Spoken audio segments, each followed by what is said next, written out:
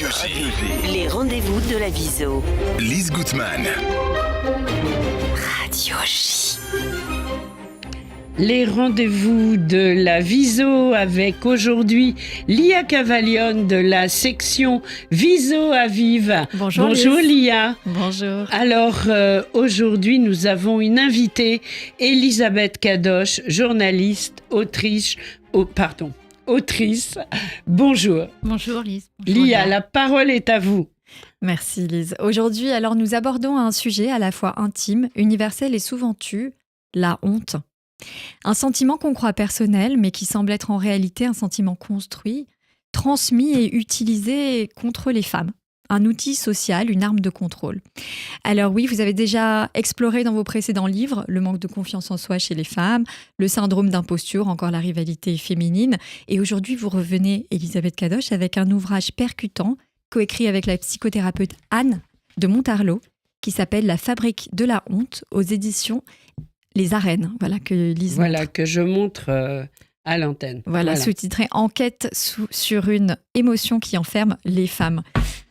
Bonjour Elisabeth Kadosh et merci d'être avec nous. Bonjour Lia, merci de me recevoir. Alors votre livre s'ouvre sur une affirmation quand même puissante, un postulat de départ qui dit que la honte est un outil d'invisibilisation des femmes. Pas très facile à dire. Comment justement vous en êtes arrivé à ce postulat ? Alors en fait, déjà, on a interviewé de nombreuses femmes, plus de 200. Enfin, c'est plus de 300 en fait, puisqu'on a gardé des contacts avec des femmes qu'on avait interviewées sur les précédents ouvrages, et pour vérifier que leurs ressentis coïncidaient avec les études sur le sujet. Alors, il y a des études qui mettent en avant le rôle du patriarcat, qui encourage la honte des femmes et qui leur enjoint le silence sur ce qu'elles vivent réellement. C'est pour ça que c'est une émotion qui enferme les femmes. Il y a d'autres études qui suggèrent que la tendance de la honte, c'est une réponse dominante lorsqu'il s'agit de se conformer au rôle des rôles féminins, enfin aux rôles féminins qui sont dictés par les hommes, pour les hommes en général. Et c'est vrai qu'au départ, la honte, c'est une émotion qui est non-genrée, qui concerne aussi bien les petits garçons que les petites filles. Ça vient entre la 3e et la 4e année chez l'enfant, qui concerne toutes les classes. Enfin, il y a ni genre, ni classe, ni rien. Et pourtant, elle est plus délétère chez les femmes parce que c'est la réponse dominante à certains signaux d'alarme sociale. Voilà. Et puis, on a aussi interviewé la grande historienne du féminisme des femmes, Michèle Perrault, qui nous a expliqué que ça a toujours existé, la honte, que déjà au Moyen-Âge, il y a des hommes qui sortaient en bande, des jeunes hommes, pour éprouver leur virilité, qui trouvaient une femme à violer. Alors après, évidemment, c'était les femmes qui avaient honte parce qu'elles n'auraient pas dû sortir de leur foyer. Et on en revient toujours au rôle dévolu aux femmes, qui est l'intérieur, le foyer, la maternité. Et donc, si vous ne correspondez pas à ce narratif, vous en concevez de la honte et vous êtes invisibilisé. Et puis aujourd'hui, on voit qu'il y a une vraie invisibilisation dans certaines cultures. Quand vous voyez que des femmes qui montrent leurs cheveux peuvent être tuées et que d'autres femmes dans d'autres pays disparaissent sous des voiles parce qu'on ne veut même pas voir leur corps, c'est toujours la même chose. Cacher ni leur visage, ni le corps, ni rien. Absolument, qu'on ne saurait voir. Donc voilà, c'est vraiment une invisibilisation. Alors, vous montrez dans votre livre que la honte est avant tout une construction sociale. À partir de quand cette émotion a-t-elle cessé de réguler les comportements pour devenir un outil d'oppression ? Depuis quand, Elisabeth Kadosh ? Alors, en fait, ce qu'il faut savoir, c'est que c'est toujours un outil de régulation sociale, toujours. Oui. C'est-à-dire que, en fait, quand on est enfant, on apprend la honte, et la honte, elle est utile, c'est une émotion saine et utile pour en fait être accepté dans une communauté, dans une société, dans une famille. Donc je vous disais, dès 3-4 ans, l'enfant qui tire les cheveux ou qui marche sur la tête de son petit frère ou de sa petite sœur, on va lui dire que c'est pas bien, il va en concevoir une forme de honte et heureusement, ça va lui poser des limites. Le problème, c'est quand la honte devient toxique, qu'elle enferme les femmes particulièrement. Et par exemple, je pense au viol, puisque là, il y a une inversion de la honte, ce sont les hommes qui violent, mais les femmes qui ont honte. Je pense aussi aux jeunes filles qui vont sur les réseaux sociaux et qui voient des corps parfaits, peut-être photoshopés d'ailleurs, mais des corps parfaits, et elles se disent « Oh mon Dieu, mais moi, j'ai pas le ventre plat comme elle, j'ai pas les cuisses fines comme elle, j'ai pas... » Elles se comparent. Et ce poison de la comparaison, ça va entraîner des désordres alimentaires, de la boulimie, de l'anorexie, et ça va entraîner beaucoup de honte. Et juste pour le chiffre, enfin, c'est pas que les jeunes filles, ça continue plus tard, puisqu'il y a 52% des femmes qui ont honte de leur corps contre 29% des hommes. Donc, il y a vraiment... c'est une construction et on participe à ça en continuant à se comparer. C'est très intéressant. Justement, dans vos ouvrages précédents aussi, Elisabeth Kadosh, vous avez analysé le manque de confiance particulièrement chez les femmes.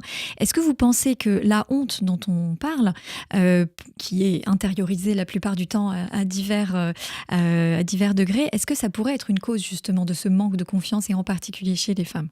Oui, le manque de confiance, c'est un corollaire. La honte est un corollaire, si vous voulez, du manque de confiance. C'est à la fois une cause et une conséquence. Alors, une cause parce que oui, pour en revenir au corps, par exemple, si j'ai honte de mon corps, ça va forcément entacher ma confiance en moi, mon estime de soi.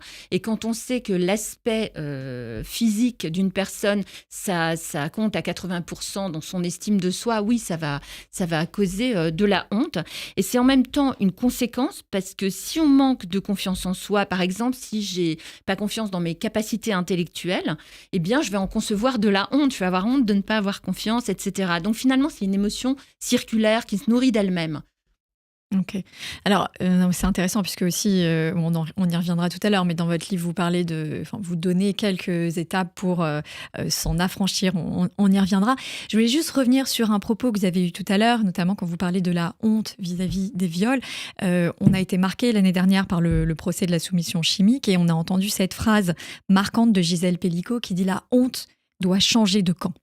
Alors justement, est-ce que vous pensez qu'il y a un tournant qui s'opère et une révolution en marche vis-à-vis de cette reprise de liberté face à la honte de certaines femmes dans ces cas précis? Alors, ce qui est vrai, c'est que la vraie révolution, c'est que Gisèle Pellicot ait accepté de lever le huis clos de son procès. Parce qu'il faut un sacré courage pour se dire, voilà, on va me voir pour ce que je suis, une femme qui a été violée, abusée par plus de 80 hommes. Il y a des vidéos d'elle nue qu'on voit, enfin, elle ne s'épargne rien.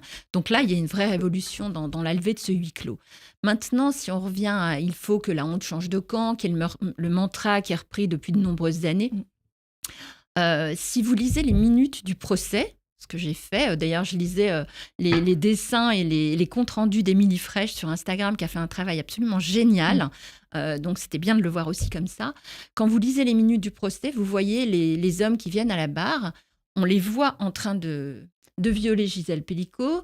Et vous avez un jeune comme ça qui dit « Non, mais d'accord, c'est moi sur la vidéo, ok, je la viole, ok, elle dort, mais ça fait pas de moi un violeur, je suis pas un violeur. » Est-ce que vous pensez qu'il a honte ? Moi, je suis pas très sûre. Et en fait, dans tout ce... La façon dont il l'exprime, apparemment, non. Oui, non, je pense que la honte a encore, malheureusement, de beaux jours devant elle.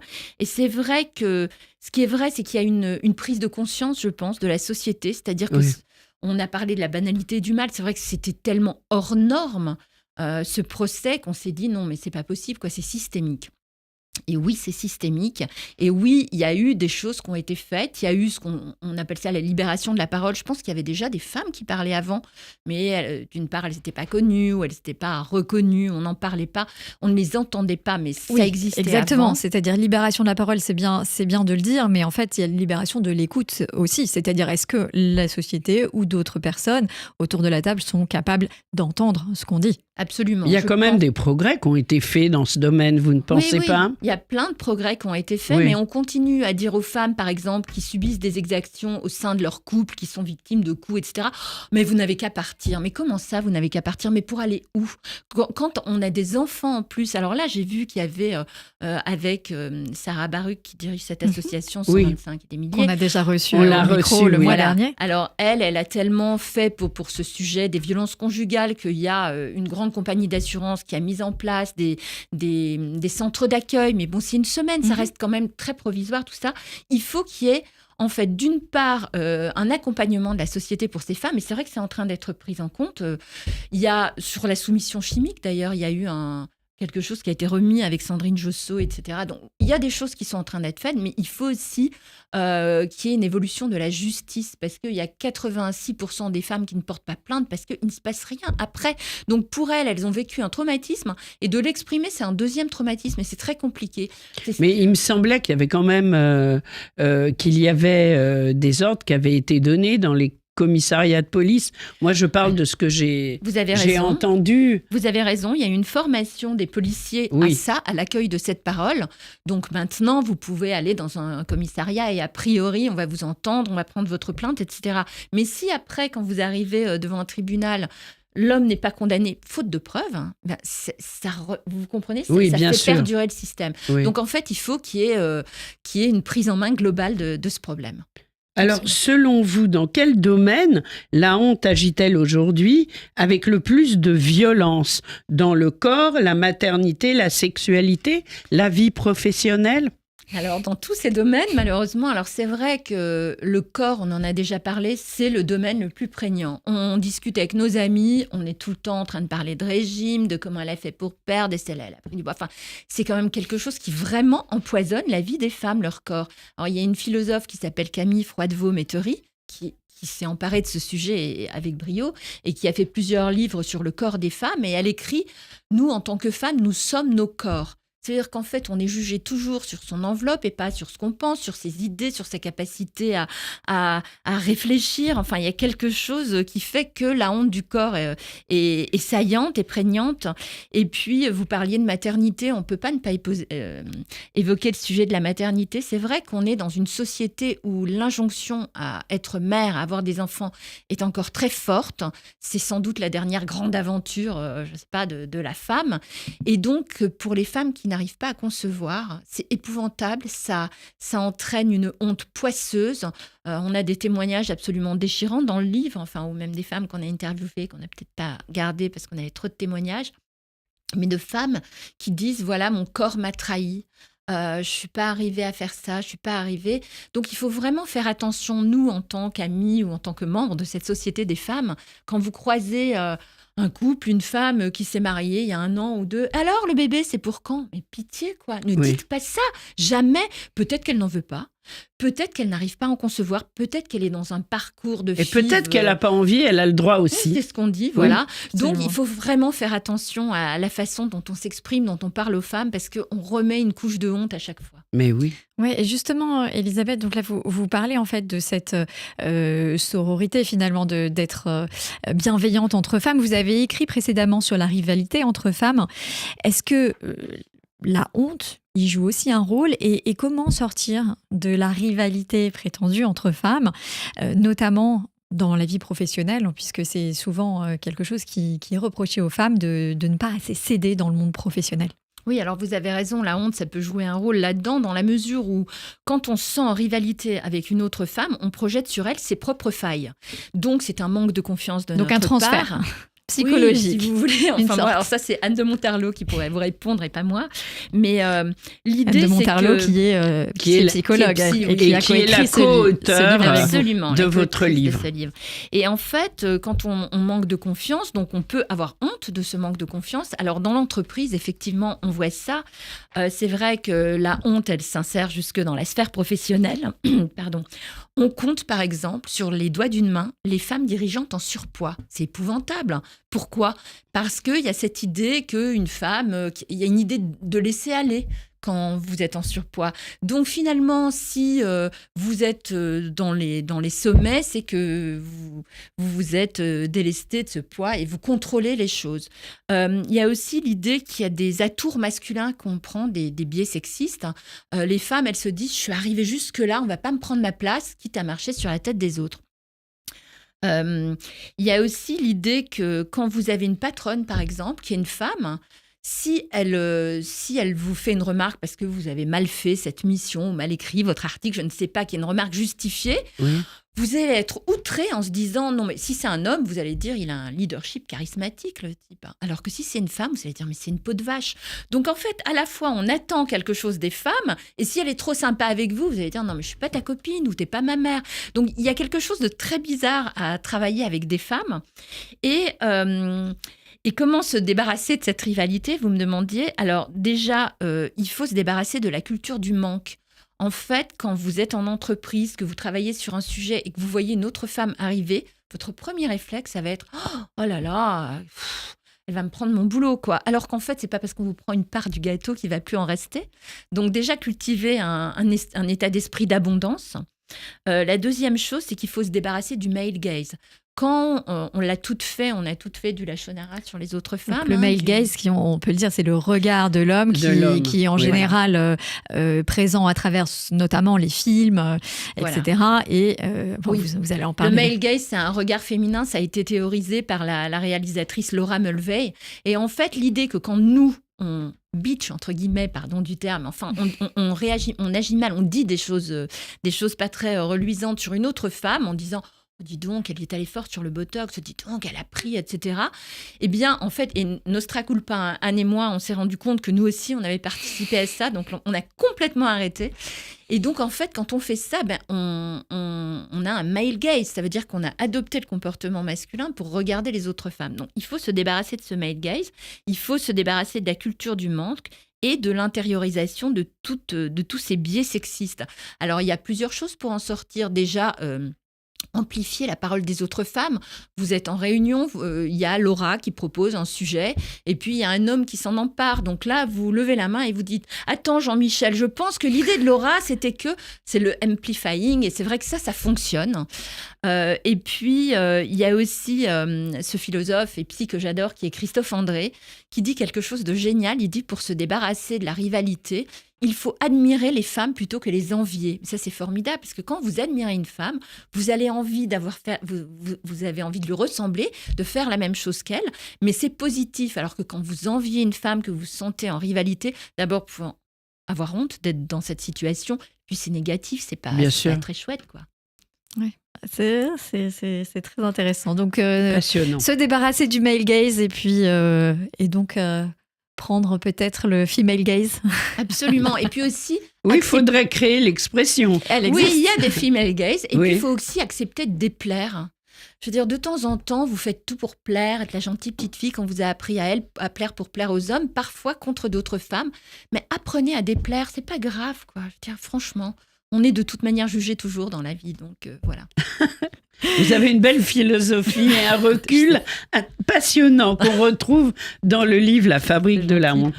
Alors justement, heureusement, vous ne vous arrêtez pas au constat du fait que la honte est là pour invisibiliser certaines femmes. Vous proposez aussi dans le livre des pistes concrètes pour sortir de cet embrigadement.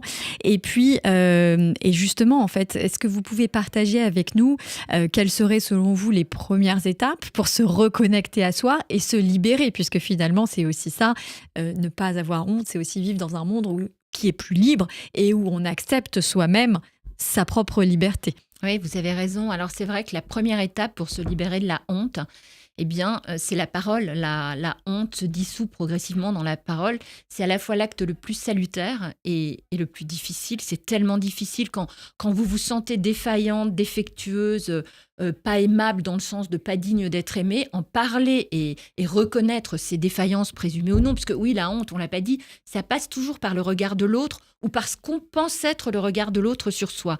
Donc en parler, c'est quelque chose c'est très difficile, et je vais pas vous dire il faut en parler, parce qu'on va encore être dans une injonction, et pourtant ce serait bon de le faire. Alors il y a aussi l'idée, vous l'avez dit, de se reconnecter à son corps, de cultiver le lien corps-esprit. Alors pour toutes les solutions, c'est vrai qu'Anne de Montarlot serait bien meilleure que moi pour tout ce qui est psy, nerfs vagues, la résilience, la compassion, l'autocompassion, s'accepter, ne pas être dans l'autoflagellation. Elle vous dirait que si vous avez une honte traumatique due justement à un viol, un inceste ou même à des violences conjugales, le mieux, ça serait de consulter, bien sûr, un psychothérapeute, de trouver la thérapie adaptée. Et moi, ce que je peux vous dire, c'est qu'il y a énormément de ressources. Il y a pléthore de ressources. Ça veut dire qu'aujourd'hui, vous pouvez écouter des podcasts, des émissions, vous pouvez lire des livres, voir des documentaires. Il y a plein de choses qui sont faites sur ce sujet, enfin sur ces sujets en général.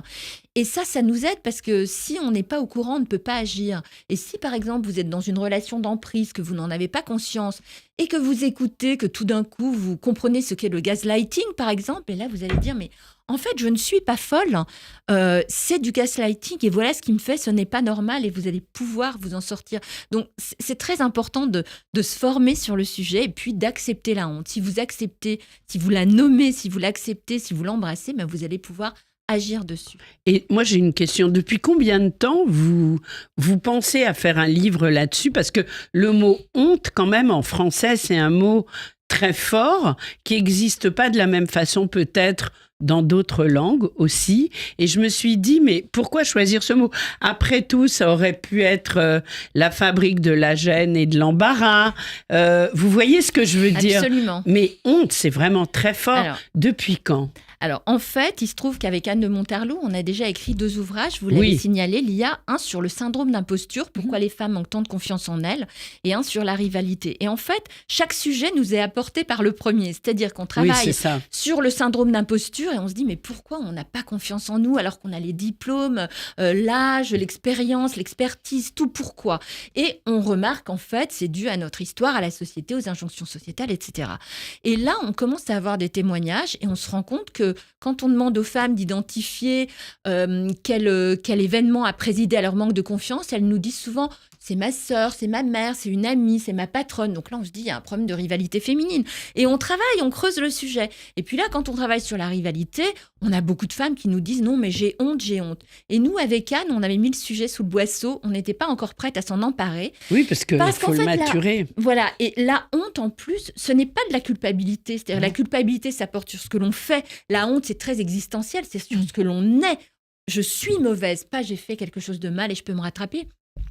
Ce n'est pas non plus de la gêne ou de l'embarras. Ça, c'est l'écume de la honte. Bon, on est gêné, on va pas en mourir, c'est pas grave. On a glissé sur une peau de banane, on s'est moqué de nous, c'est pas grave. C'est pas non plus de la pudeur. Alors, toutes ces notions sont entremêlées. Il y a bien sûr un peu de pudeur dans la honte.